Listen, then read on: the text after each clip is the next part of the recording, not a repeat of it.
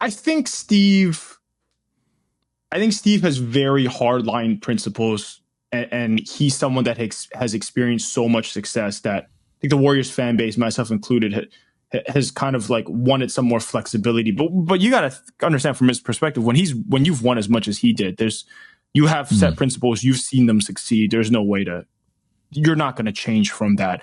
And I think the great thing about these Warriors is that Steph and Draymond are pretty much in lockstep with those principles. And that's why, and I'm bringing this up unprompted for the third time, because it's on top of mind for me.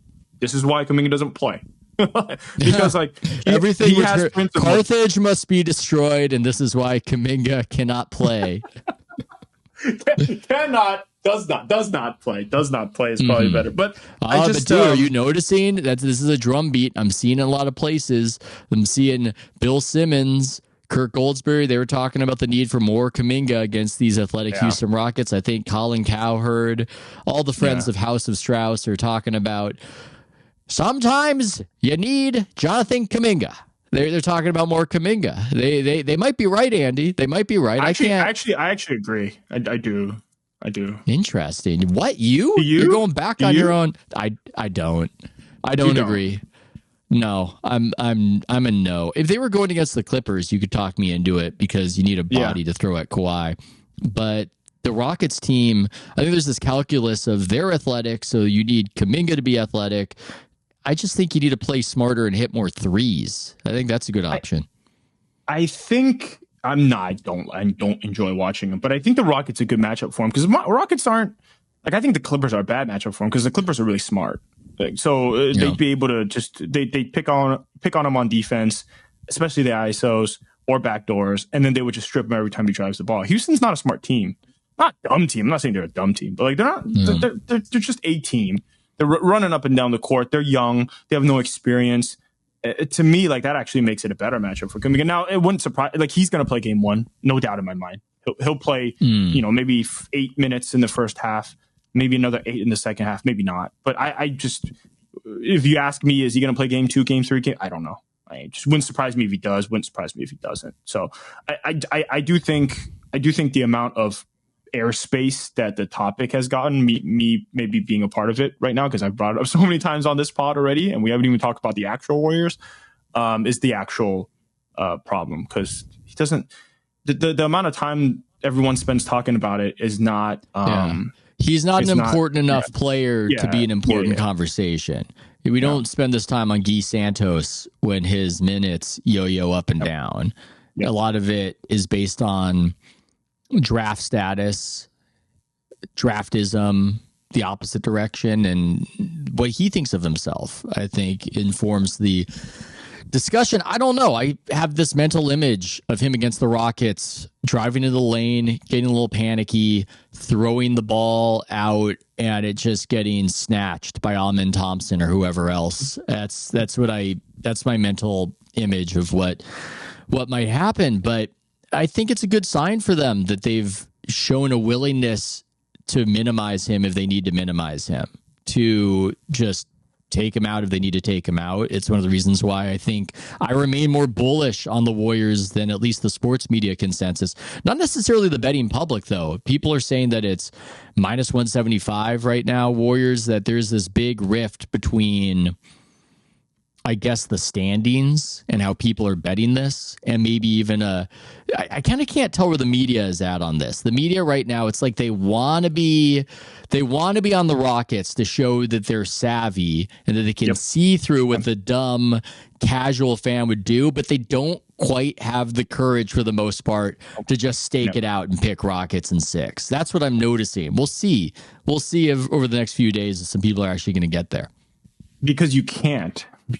Because no matter how smart you want to believe that you are, it doesn't make sense to go out on a limb to pick the Houston Rockets. And I think most of it is actually the Houston Rockets and less so the Warriors, because the Warriors are playing the Thunder. I think most people would be like, the Thunder are going to win this series in 5 games. And maybe they'd be right. But I think with the Rockets, it's no argument that you can make is like the argument that you would make is stuff that you're thinking they could potentially do. It's like the Kuminga stuff. It's like, well, if Jalen Green could score, it's like, okay, but we've never seen Jalen Green score efficiently in his career, not just in the postseason. And then it's like Fred VanVleet and Dylan Brooks are their two veterans. Fred VanVleet, he's fine. He had some big moments against the Warriors in 2019. And then Dylan Brooks is kind of all over the place. And then you've got Şengün, who Ime Udoka benches half the time that the Houston, like I watched a lot of Rockets games and Udoka has no issues benching Şengün down the stretch. So it's like, okay, that's kind of weird. And then Amen Thompson, to your point, probably their most impactful player, but that's one guy. And over a course of a series, like I'm taking Steph to figure out how to play against Amen Thompson. Like I get he's awesome, but like in a one game where Steph is playing really exhausted, 4 games in 5 nights, like it was last time, Amen Thompson's got it. You got it. But game 6, Warriors up 3-2 at home. I'm taking my chances with Steph, and the obvious argument. I think everyone's going to say it. Your listeners don't need to hear me say it, but it's like the Warriors got 2 best players. Sometimes basketball is that simple. Like this isn't football where it's like you've got 20 plus players on the field and all these things matter. Basketball. By the way, they've got there's a reason for that. By the way, because that's now we're looking down on that kind of thinking as the sports bar guy, the barstool type thinking. But there's a actual analytical reason for it, which is that Steph and Jimmy Butler are going to be playing half a quarter more now per game now in the playoffs. And you could say similar for the Rockets, but I'm not even sure which of their guys. I mean, does Udoka want Şengün to play that much? I don't know. I mean, defensively, I don't know. There are clearly some advantages they have. The Rockets could win that series. I don't go in going, oh my God, cakewalk. But I do look at it as I don't know how they're going to score enough. That's the main thing. Defensively, they're impressive, but the way they're being talked about doesn't completely match up with my sense of the Rockets, because they're almost these cliff notes that these teams go, oh, young and athletic. They're so young and athletic. The Warriors are so old. And I go, Amen Thompson is really athletic, and Jalen Green is athletic, though not as defensively impactful as Thompson. But is this what we're applying to Şengün? Is this what we're applying to Steven Adams? Is this what we're applying to Brooks? It's sort of, I don't know. I think they're tough. I think Udoka's done a fantastic job, but I do look at it as inexperience, don't score enough, and end of the day, I'm going to bet on Steph Curry and Jimmy Butler being able to play half a quarter more than they do in the regular season to ultimately win the series. I mean, I'm obviously going to pick them.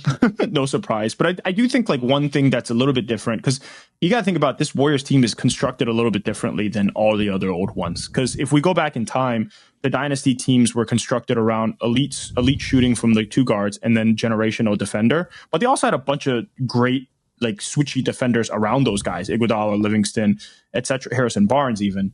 And then you got those KD teams. I mean, they've got KD, so they're awesome. But then you go to that 2022 team and they had a lot of great defenders, Ethan. Like they had GP2 was awesome. Otto Porter was awesome. Wiggins was awesome.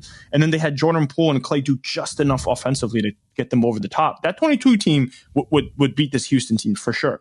The difference now between this team is that they've got 2 great guys and then they've really got nobody else. And that's not something that we've seen from the Warriors. It's a more traditional, it's like a LeBron team, like a more traditional, like, all right, you've got 2 guys at the top and then everyone else, I have no idea if Moody's going to make a 3. On Sunday night. No idea. Podziemski, no idea. Could tell me they could tell me they didn't. No idea. Boy, I have no clue. He looked scared at the end of that game, by the way. Which I love one? Podziemski. Which which one? The Memphis game. Yeah. Shouldn't have closed probably, but they had that big block. But just, I think the point is like they don't have enough. Like people always whine about the Warriors and the size and stuff, but the Warriors always had sneaky size.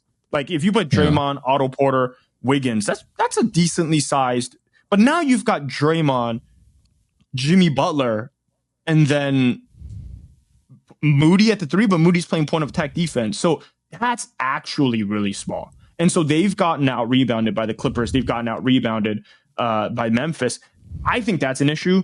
But then that's one issue. But the other issue they have is they can't guard these great isolation guys. They don't have a Wiggins to guard isolation. They don't have these great They don't have a great. Moody's pretty good, but like not good enough.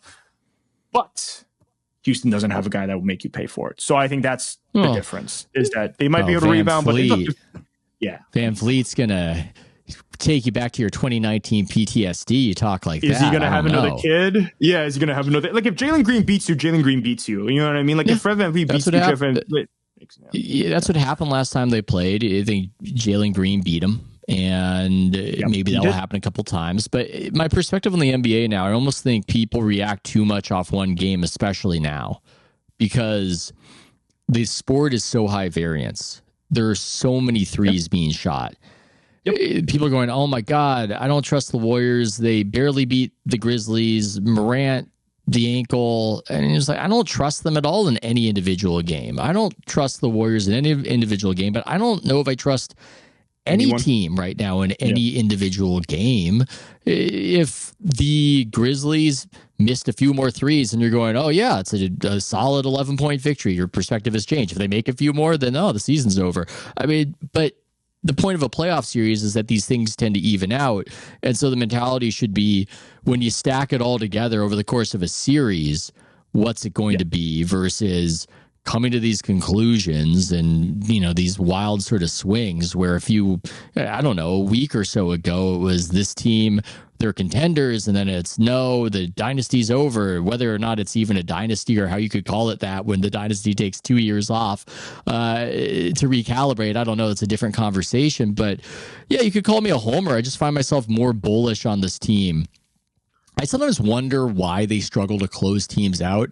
And I wonder if it's less about, I think I've wondered to myself if it's less about them and their fading gifts, and it's just more that the league got better. That back in the day, when you started to choke a team out in the past 10 years ago, they just didn't have enough role players. They didn't have enough guys off the bench who could just keep firing threes and just allow you to reattach.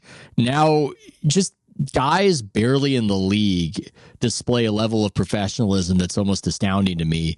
And I think that's part of why it's just a little bit harder to end these things early. I've thought about this a lot because the Warriors have blown a lot of 20-point leads last season, and then they started this season with a couple. And I came to that realization when they were up 30 against the Thunder earlier this season, and it became a single possession game. 4 minutes left in the fourth quarter. Now they won that game, but that's when I came to the same conclusion as you. This isn't surprising because it's just every team can make. Like I'm watching Aaron Wiggins become a great shooter / scorer in the league. Aaron Wiggins, who is that? I don't even. It's Andrew Wiggins' brother. I have no idea who that is, but he's awesome. He's unbelievable, and that goes for a lot of these players. The shooting variance is insane. The only thing I'll push back on is the late game situations for the Warriors. I think has been a consistent issue, and I don't think that's variance. I think that's the lack of. I love Andre Iguodala. He's one of my favorite players. I think that's a lack of Andre Iguodala. He's always been the smartest guy, the guy that knows how to make the right pass. And the last few years, they put the ball in the hands of Steph and Draymond. Steph and Draymond play a chaotic style. That chaotic style leads to them making crazy players. It's awesome. Stuff that we'll never see from anyone else. But it also leads to them doing stupid shit every other possession in crunch time. I mean, they're up. I don't know, it was 50 some odd seconds. They're up 6 against the Grizzlies. And Draymond's fouling, trying to, I don't know, bat away the inbounds pass, giving up 2 free throws with no time going off the clock. You're just, how can you be so smart as a player and have something like this happen? It's absolutely confounding.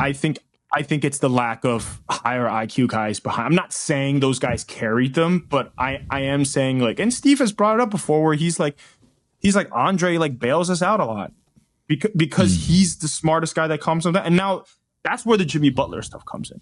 Jimmy Butler makes it a point to slow it down. Like Steph, and we saw this in the Clippers game down the stretch where he's got a turnover, they're up. And then he's just running around the court, and then he goes and traps himself in the corner with 2 people around him, and he turns the ball over. Doesn't call a timeout, right? Doesn't just throw it off the guy's leg. Instead, he just boom, and then turns it over. And I'm sitting there, I'm like, that's on Steph, right? Like that's stuff that the ball used to be in Iguodala's hands, and Iguodala would hold on to it and make the right pass or call a timeout. And I think that's where Jimmy Butler, Jimmy Butler's value is in so many different places, but it is in the place to where he's smart enough to slow it down and make the right play. And we don't see that all the time with Steph and Draymond. That's not their like MO. Their IQ is used in a way where they dissect your defense all game long. But when it comes to that's where LeBron, like that's LeBron's thing, right? LeBron's thing is he won't make a mistake in the last minute of game. Like, is he going to make a shot? Like, he's not. I don't think LeBron is super skilled, but like he's just not. He's going to make the right pass. The ball is so secure in his hands too. It's hard to dislodge it. It's almost like worst case scenario, he can just do an ISO shot, and that's not terrible. That's fine. Yeah, because Steph is like the worst case scenario with Steph having the ball is it's a pick six. like last night, the Warriors are up 1 and they have the ball, and it would not have surprised me if Steph got the ball and he just dribbled it off his foot, and the Memphis got the ball and they just dunked it and they're up 1 and the season's over. Like, that wouldn't surprise me. But you know what also wouldn't surprise me? If he gets the ball, they foul him, he shoots it from half court, makes it, game's over. Right? Like, that wouldn't surprise me either. That's just, I think we saw it in the Olympics. Like, Steph's, he's going to go close out a team for the gold medal with 5 threes in a row. But then when Steph's going bad, like they were against a shitty team in like one of those exhibition games, LeBron's kind of like, all right, well, I'm just going to go and drive it for a layup. Like, nothing flashy, but I'm not going to turn the ball over. So that's an issue, but that's the other, that's kind of the role player problem that they have. It's like they got to close games with pods and Moody.